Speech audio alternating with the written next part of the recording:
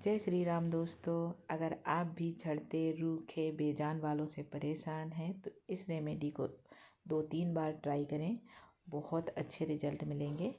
तो इसको बनाने के लिए मैंने एलोवेरा पहले ही कट करके रख दिया था 2-3 घंटा पहले, ताकि इसका जो पीला पीला भाग है वो निकल जाए। इसका पानी जो रहता है पीला पीला वो नहीं बालों के लिए अच्छा होता है, इसलिए उसको रख दिया था। तो ये अच्छे से निकल गया है।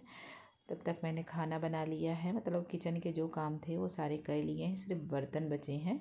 तो अब मैं लगा लूँगी। तो यहाँ पे हमने लिया है दही। दही का भी हमने पानी निकाल दिया है, गाढ़ा वाला दही लिया है।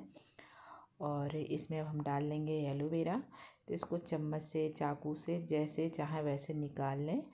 और इसके साथ आप चाहें तो सरसों का तेल भी डाल सकते हैं। सरसों का तेल दही तो एक पार्लर वाली दीदी हैं, उन्होंने बताया था बालों में लगाने के लिए, क्योंकि मेरे बाल थोड़े से रूखे हो गए थे। ये हो गए 5-6 महीना, तब उन्होंने बताया था। तो मैंने 1-2 बार लगाया। उसके बाद मैं एलोवेरा पहले से लगाती थी, सिर्फ एलोवेरा लगाती थी। अब मैं इसी में मिला के लगाती हूँ।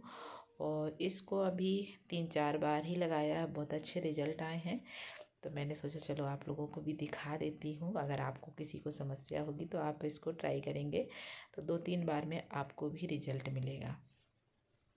मैंने बना के रख दिया है साइड में।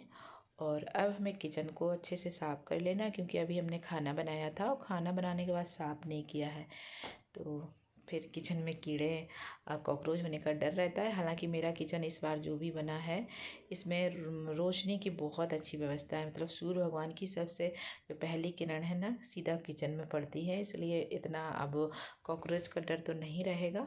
लेकिन मेरे घर में सामान ज़्यादा रहता है फ़िल्टर वगैरह का, इसलिए कॉकरोच हो जाते हैं। और अभी मंगवाई है मिट्टी।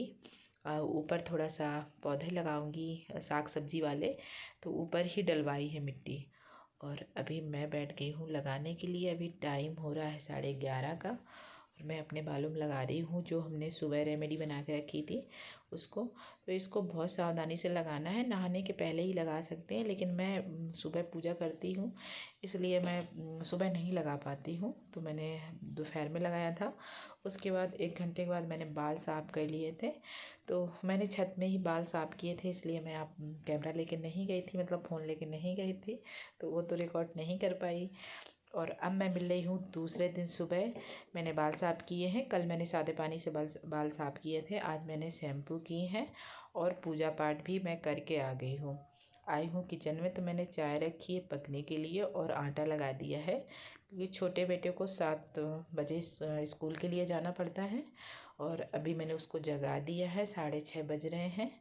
तो चला गया है फ्रेश होने के लिए। इतने में मैं आटा लगा के रख दूँगी और मैं खुद चाय पी लूँगी।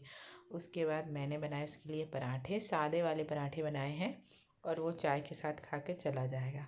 साथ ही साथ मेरी चल रही है हनुमान चालीसा। मैं भूल गई थी कि मैं रिकॉर्ड कर रही हूँ और मैं डेली खाना बनाते समय कुछ भजन या चालीसा करते रहती हूँ। अभी पड़ोस वाली दीदी हैं, फूल दे के जाती हैं, वो 7 बजे फूल देने आती हैं। तो मैं पूजा तो अपनी जल्दी कर लेती हूँ, उसके बाद मैं भगवान जी को चढ़ा देती हूँ। मैं सभी से एक चीज़ और बोलना चाहूँगी कि अगर अपने किचन में दोनों टाइम आप धूप बत्ती या दिया जला के रखते हैं तो बहुत ही शुभ होता है। अगर नहीं जलाते हैं तो एक बार इसको ज़रूर करना प्रारंभ करिए, आपको कुछ ना कुछ बहुत अच्छा पॉजिटिव रिजल्ट मिलेगा। तो मैं अपने किचन में डेली सुबह शाम शाम को दिया जलाती हूँ, सुबह मैं धूप बत्ती जला के रखती हूँ। आज धूप बत्ती थोड़ी सी थी तो मैंने 2 अगरबत्ती भी जलाई थी। वैसे मैं पूजा में अगरबत्ती नहीं जलाती हूँ। अभी मेरे घर में पूजा हुई थी तो उसके साथ अगरबत्ती आई थी पूजा के सामान के साथ, तो वो पैकेट रखा हुआ है। वैसे मैं काफ़ी समय से अगरबत्ती नहीं जला रही हूँ। और फिर मैंने जब खाना बनाया था उस साथ ही साथ मैंने वॉशिंग मशीन भी लगा दी थी कपड़े साफ़ करने के लिए। अभी अभी मेरे पतिदेव गए थे गांव, तो ढेर सारे कपड़े हो गए हैं उनके, वो 10-12 दिन गांव में रहे हैं, तो उनके ढेर सारे कपड़े जूते थे, तो मैंने बच्चों के भी जूते साफ़ कर दिए। और डेली वाली जो स्लीपर पहनते हैं बच्चे वो भी बहुत गंदी हो जाती है, क्योंकि यहाँ लाल मिट्टी है। लाल मिट्टी की वजह से बहुत जल्दी मतलब गंदे हो जाते हैं। ये तो सफ़ेद हैं इसलिए और ज़्यादा होते हैं, किसी भी कलर के हों बहुत ज़्यादा गंदे हो जाते हैं। यहाँ की बहुत लाल मिट्टी है। तो मैंने सारे कपड़े साफ़ किए और जूते साफ़ किए। जूते साफ़ करके रख दिए हैं जीना के ऊपर, वहाँ भी धूप आती है। और इस बार जो मेरा घर बना बहुत अच्छा बना, क्योंकि दोनों साइड मैंने थोड़ा थोड़ा जगह छोड़ी है। जीना साइड भी जगह है और किचन के पीछे भी जगह छुड़वाई है, वहाँ भी धूप रहती है। तो कपड़े तो छत में ही डालने पड़ेंगे, क्योंकि मतलब वहाँ टांगने लायक जगह नहीं है। बाकी जैसे धूप सेंकना है तो हम दोनों आंगन में बैठ के, किसी भी आंगन में बैठ के अपना धूप सेंक सकते हैं। जैसे हमें छत में नहीं आनी है। और ये जो मैंने कल मिट्टी मंगवाई थी, वो मिट्टी है जो बोरी बोरी दिख रही है, ढेर सारी मिट्टी है। तो अभी मैं एक मिट्टी का चूल्हा भी बनाऊंगी, क्योंकि लकड़ियाँ रखी हैं मेरे पास, तो मैं चूल्हे पे खाना बनाऊंगी। अभी ठंडी में साग है, बाजरे की रोटी है, मक्के की रोटी है, ये सब चीज़ें ज़्यादा खाई जाती हैं, तो मैंने सोचा एक चूल्हा भी बनाऊंगी। और अभी मेरे घर का काम अधूरा डला है, तो ये होते रहेगा जब होना होगा। और अब मैं आ गई हूँ नीचे, तो आंगन साफ़ किया, उसके बाद मैं आ गई हूँ, क्योंकि सुबह ही मैं जब नहाती हूँ तभी मैं अपने हाथ पैरों में ग्लिसरीन का ये मैंने एक मिक्सचर बना के रखा है। ग्लिसरीन, गुलाब जल और विटामिन ई कैप्सूल, ये चीज़ें डाल के रखी हैं। और बाकी मैं बॉडी लोशन नहीं लगाती हूँ, इसी को लगाती हूँ दोनों टाइम। इससे मेरे जो हाथ पैर हैं एकदम मुलायम रहते हैं, फटते नहीं हैं। और फटने की समस्या बिल्कुल बंद हो चुकी। मैं 3-4 साल से इसी को ठंडी में लगाती हूँ। तो ये पहले का ही थोड़ा सा बना रखा है, इस साल अभी बनाया नहीं, क्योंकि एकदम से ठंडी शुरू हुई है, अभी तक ठंडी नहीं थी। तो अब मैं बनाऊंगी। ग्लिसरीन अभी है नहीं, मंगानी है। और आज मैं अपने हाथों में नेल पेंट भी लगाऊंगी। करवा चौथ से नहीं लगाई तो हाथ एकदम से बेकार लग रहे हैं। मैं नेल पेंट लगा रही थी, इतने समय में इनके आ गए थे बॉस, जो कि बिना बताए आए थे। तो मैंने उनके लिए बनाई कॉफ़ी।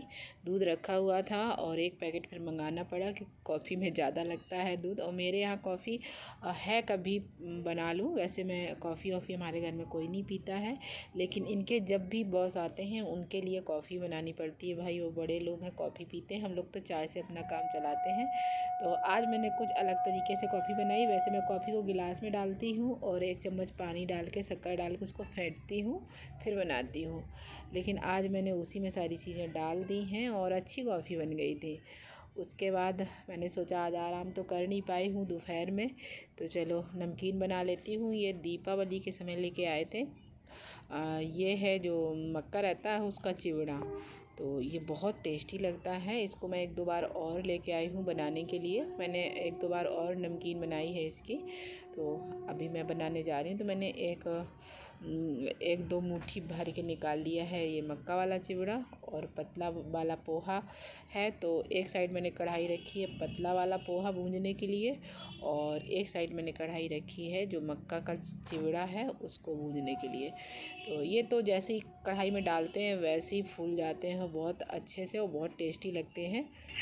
मेरे घर में ये नमकीन सभी को पसंद है। वैसे तो मार्केट में भी ये बनी बनाई मिलती है, लेकिन कभी कभी ला लेते हैं, जैसे डी मार्ट वगैरह जाते हैं तो फिर ऐसी चीज़ें ला लेते हैं। बाकी जो दुकान से सामान आता है तो फिर नमकीन बनी बनाई मंगाते हैं।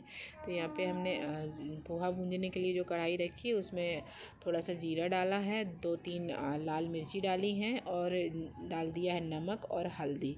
इसमें डाल दिया है पोहा, और पोहा कम डालना है क्योंकि ये फूल जाता है बहुत, ऊपर तक कढ़ाई भर जाएगी। और मूंगफली भून के रखी हैं, और इसमें आप काजू, बादाम, मखाना सारी चीज़ें भून के डालें, बहुत टेस्टी नमकीन बनती है। अभी आ गया है ठंडी का समय, तो जब भी मन करे अपना धूप में बैठो, प्लेट में लो, गरम मतलब खाओ बैठ के। और आज है चिल्ड्रंस डे, तो मैंने बच्चों के लिए बनाई थी पाव भाजी, वो भी जुगाड़ से बनाई थी। कुछ भी सब्जियां नहीं थी घर में, लेकिन बच्चों का मन था तो फिर मैंने बना दी बच्चों के लिए। इधर पाव भाजी खा रहे हैं बच्चे। और इस ब्लॉग का यहीं पे एंड करूँगी। आपको कैसा लगा कमेंट में